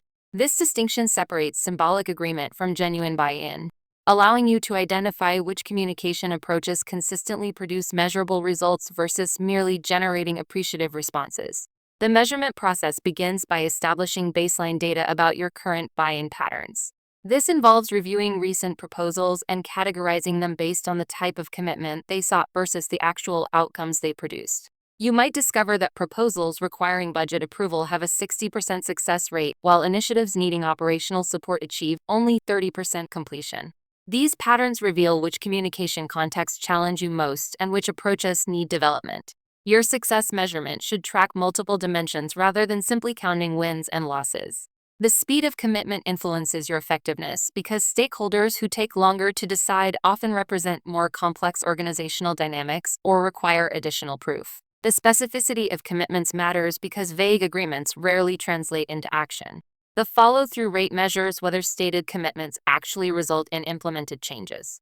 Consider tracking 3 key metrics for each buy-in attempt: the time between request and commitment, the clarity level of the commitment specific versus vague, and the completion rate of commitments over time. A proposal that generates quick, specific commitments with high follow-through represents successful buy-in. A presentation that receives enthusiastic agreement but produces slow, vague commitments with poor execution represents communication that needs improvement. The data collection process should be systematic rather than memory-based because recall tends to be selective and biased toward recent experiences. Create a simple tracking system where you record essential details about each major buy-in attempt. The context, the stakeholders involved, the type of commitment requested, and the actual outcome. This documentation enables pattern recognition across weeks and months rather than relying on impressions from individual conversations. Effective measurement also involves tracking the communication techniques you use in each buy-in attempt. Some approaches might consistently produce faster decisions while others might generate more detailed commitments. By correlating specific communication methods with specific outcomes, you can identify which techniques to use in different contexts and which approaches to avoid when pursuing particular types of commitments. Your tracking system should include qualitative observations alongside quantitative data because the context surrounding each buy-in attempt often explains success or failure better than the numbers alone. A failed commitment might result from organizational politics rather than communication quality. A successful buy-in might depend on timing rather than the strength of your argument. These contextual factors provide crucial insights for improving your approach.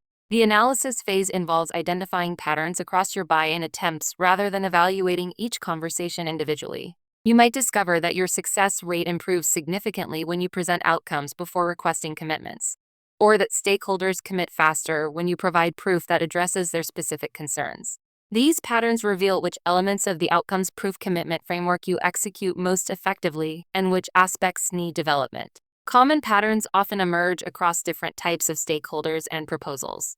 Finance executives might consistently require more detailed proof before committing to budget decisions.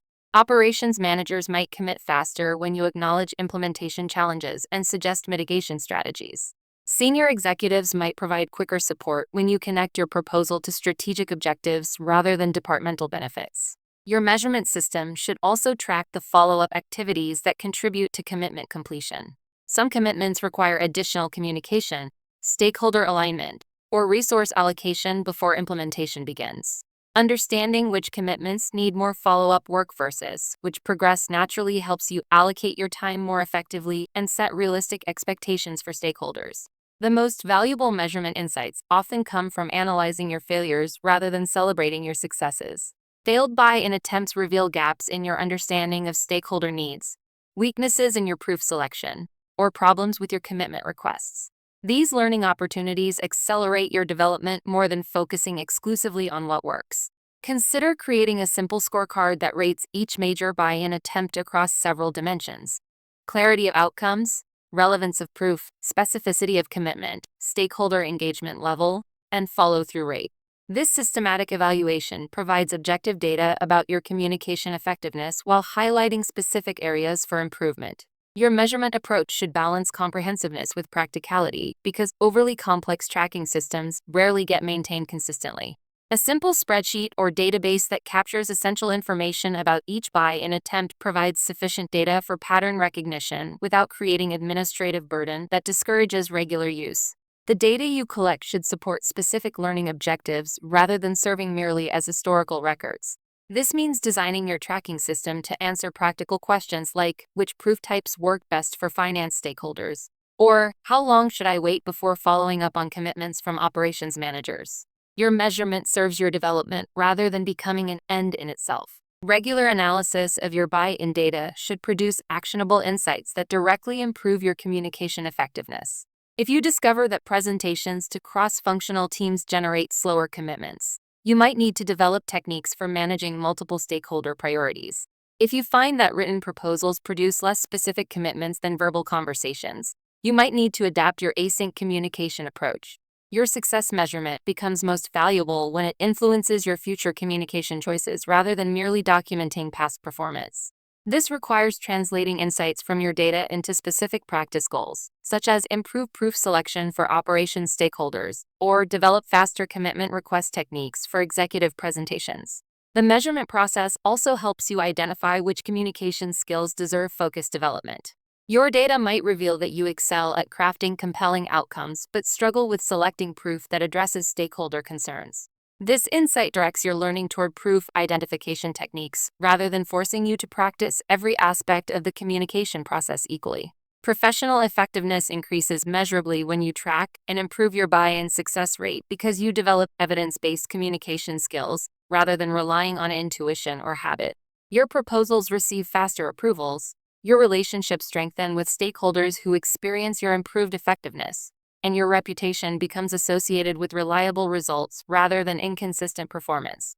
The key insight involves recognizing that what gets measured gets improved, but only when measurement focuses on the outcomes that actually matter. Tracking your buy-in success rate transforms communication from an art that depends on personality and persuasion into a skill that can be systematically developed through practice and refinement. Document the outcomes from your next 5 buy-in attempts and analyze the patterns that emerge in your commitment rates and follow-through. Chapter 12. Integrating clarity into daily communication. Clarity becomes a habit when outcomes, proof, and commitment shape every conversation, not just formal proposals. You can embed the framework into hallway chats, quick stand-ups, email updates, and casual discussions by consistently framing what success looks like, offering one piece of evidence that matters, and asking for a specific next step. This habit shifts communication from persuasive storytelling to collaborative problem-solving, allowing you to earn real buy-in without relying on dramatic presentations or lengthy reports. Begin each interaction by defining the win you're seeking, expressed in terms the other person values. Instead of, "I need your feedback on the design," say, "Your input will help us deliver a 15% faster user experience by the end of the quarter." By leading with the outcome, you give the listener a clear reason to engage, which naturally invites focused discussion rather than vague commentary. Follow the outcome with the single proof that addresses the listener's primary concern. A manager concerned about budget will appreciate a line item cost-saving analysis, while a product owner worried about adoption will respond to a pilot usage graph. Providing one compelling piece of data avoids information overload and signals that you understand the specific question the listener is trying to answer. Conclude the interaction by asking for a commitment that includes a named owner, a clear action, and a realistic deadline. "Can you review the attached budget by Thursday and let me know if the savings projections look accurate?" Gives the other person a concrete way to move forward. When the commitment feels natural, compliance rises dramatically because the path from discussion to action is already mapped. Integrate these 3 steps into written communication by structuring messages with a brief outcome summary, a targeted proof snippet, and a specific request. In Slack, a short thread can start with, "To meet our Q2 revenue target, the new pricing model will increase ASP by 8%, followed by a chart showing the lift, and end with, "Please confirm you can test this model with 3 accounts by Monday." This format respects the platform's brevity while still delivering all 3 pillars. For larger meetings, prepare a 1-slide or 1-page summary that highlights the most important outcome, the single proof that wins over the decision maker, and the exact commitment you'll ask for at the meeting's end. Distribute the summary before the session so participants arrive already aligned on the key benefit, which accelerates decision-making and reduces the time spent re-explaining the proposal. During one-on-one check-ins, use the framework to turn status updates into progress-driven conversations. To keep the launch on track, we need a sign-off from legal by Friday, followed by a brief risk mitigation diagram and the request, "Can you get legal's approval by 5 p.m. on Friday?"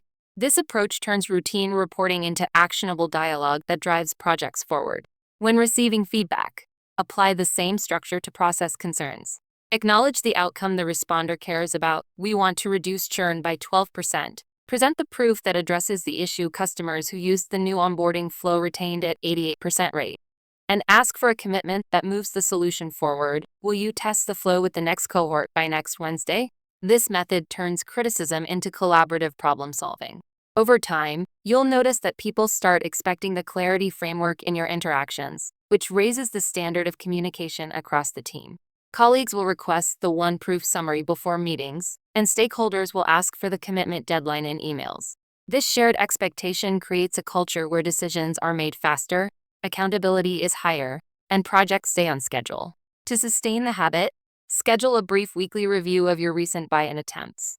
Identify which outcomes resonated, which proof points failed to persuade, and where commitments fell short of execution. Adjust your approach based on this analysis, refining how you frame outcomes, select proof, and craft commitments. This continuous loop ensures the framework evolves with your organization's needs. Remember that the goal is not to sound like a salesperson, but to become a trusted partner who helps others achieve their objectives. By consistently delivering outcomes, targeted proof, and clear commitments, you earn genuine buy-in that translates into measurable results, stronger relationships, and greater influence within your organization. Start using the outcomes proof commitment structure in your next interaction, then evaluate how often it leads to specific, executed actions. Epilogue: the compound effect of clear commitments. The team meeting that used to drift for 90 minutes now concludes in 30. The budget review that previously required 3 follow-up emails now reaches decision within a single session. The cross-functional project that stalled for months now moves forward with coordinated action. These improvements emerge not from dramatic changes in people or priorities, but from the systematic application of clear commitments across daily interactions. Clear commitments create momentum because they transform abstract intentions into concrete actions. When stakeholders understand exactly what success looks like, see proof that addresses their concerns, and receive specific requests for their participation, they move from passive agreement to active engagement. This shift accumulates over time as each successful interaction builds confidence in collaborative problem solving and accelerates future decision-making processes. The compound effect operates through multiple layers simultaneously. Individual conversations become more productive, which reduces the need for repeated explanations and follow-ups. Team meetings become more efficient, which frees time for strategic thinking rather than operational troubleshooting. Cross-functional collaboration becomes more reliable, which enables longer-term planning and risk management. Each improvement reinforces the others, creating accelerating cycles of effectiveness. Organizational culture evolves when clear communication becomes the norm rather than the exception. Teams that consistently practice outcomes-proof commitment conversations develop implicit trust that commitments will be honored and timelines will be met. This trust enables faster decisions because stakeholders feel confident that agreements reflect genuine mutual understanding rather than temporary enthusiasm that will fade when implementation challenges emerge. The cultural shift also transforms how people perceive their roles within the organization. Instead of viewing colleagues as obstacles to navigate or audiences to persuade, you begin working with stakeholders as collaborative partners who share responsibility for successful outcomes. This perspective change reduces political friction and increases focus on solving actual business problems rather than managing interpersonal dynamics. Professional relationships strengthen significantly when people consistently experience your communication as clarity-based rather than persuasion-based. Colleagues begin seeking your input on initiatives because they know you'll help them think through implementation challenges rather than merely advocating for predetermined solutions. Stakeholders start involving you in decisions early rather than consulting you after problems emerge because they trust your ability to frame discussions constructively. Your reputation becomes associated with reliable results rather than impressive presentations. This distinction matters for long-term career development because organizations ultimately value people who deliver outcomes over those who generate enthusiasm. The shift from being seen as a persuasive communicator to being recognized as a trustworthy partner creates sustainable competitive advantages in professional environments. The compound effect extends beyond your immediate work group because clear commitments ripple across organizational networks.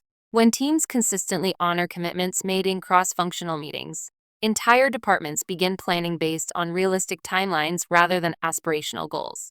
When finance, operations, and sales develop shared expectations about decision-making processes, strategic planning becomes more accurate and resource allocation becomes more effective. Leadership effectiveness increases dramatically when clarity becomes your default communication approach because followers can trust that your requests reflect genuine organizational needs rather than personal agendas. Team members become more willing to commit to challenging initiatives when they understand exactly how success will be measured and what specific role they play in achieving it. This trust enables leaders to mobilize resources and coordinate action across complex organizational structures. The strategic advantage of clear communication becomes most apparent during periods of organizational change, market disruption, or competitive pressure. Teams that have developed clarity-based communication patterns adapt more quickly to new requirements because they can quickly align on outcomes, select appropriate proof, and establish accountability mechanisms. Their existing trust in collaborative decision-making enables them to navigate uncertainty without defaulting to defensive posturing or competitive behavior. Consider the contrast between organizations where persuasion dominates and those where clarity prevails. Persuasion-heavy environments often experience slower decision cycles, higher employee frustration, and increase political tension because people spend energy managing impressions rather than solving problems. Clarity-focused environments typically demonstrate faster innovation, stronger execution, and better employee satisfaction because people can focus their mental energy on meaningful work rather than interpreting ambiguous communication. The investment in developing clarity-based communication skills pays dividends across all professional contexts because human decision-making patterns remain consistent whether you're leading teams, negotiating partnerships, or advocating for resources. The outcomes proof commitment framework works in boardrooms and break rooms, with executives and individual contributors, in formal presentations and casual conversations. This universality makes clarity a transferable skill that enhances effectiveness throughout your career. The most significant benefit involves the transformation of your own professional experience. When you consistently earn genuine buy-in rather than polite appreciation, work becomes more satisfying because you see your ideas translate into implemented changes rather than getting lost in endless discussion.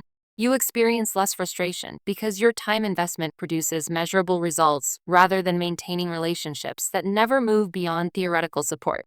The path toward mastery begins with conscious application of the framework in high-impact conversations and gradually extends to embedding clarity into routine interactions. The transition feels unnatural initially because most people have spent years perfecting persuasion techniques. But the framework becomes more natural with practice until clear communication replaces persuasive communication as your default approach. Your professional legacy becomes defined by the cumulative impact of clear commitments you've facilitated throughout your career. Instead of being remembered for compelling presentations or popular ideas, you become known as someone who helped organizations achieve important outcomes through collaborative problem-solving and reliable execution. This reputation for creating clarity and delivering results represents one of the most valuable professional assets you can build. The transformation from persuasion to clarity fundamentally changes how you experience work and how others experience working with you. It creates a virtuous cycle where clearer communication leads to better decisions, which produce stronger results, which reinforce trust and collaborative approaches. This cycle builds momentum that accelerates over time, transforming individual effectiveness into organizational capability. The most profound insight involves recognizing that clarity becomes your competitive advantage not because other people lack the capability to communicate clearly, but because most people never consciously develop this skill. The gap between persuasive communication and clarity-based communication represents an opportunity to distinguish yourself professionally and create value through better decision-making processes rather than better arguments. Clear commitments generate momentum that transforms not just individual conversations, but entire organizational cultures. When you consistently apply the outcomes proof commitment framework, you contribute to building environments where people trust each other's communication, coordinate action more effectively, and achieve results that exceed what any individual could accomplish alone. Copyright 2025 Lumen Audiobooks, all rights reserved. No part of this book may be reproduced or transmitted in any form without written permission from the author. Disclaimer: this book provides general information and is not professional advice. The author and publisher disclaim any liability arising from the use of this information. Consult qualified professionals for advice specific to your situation.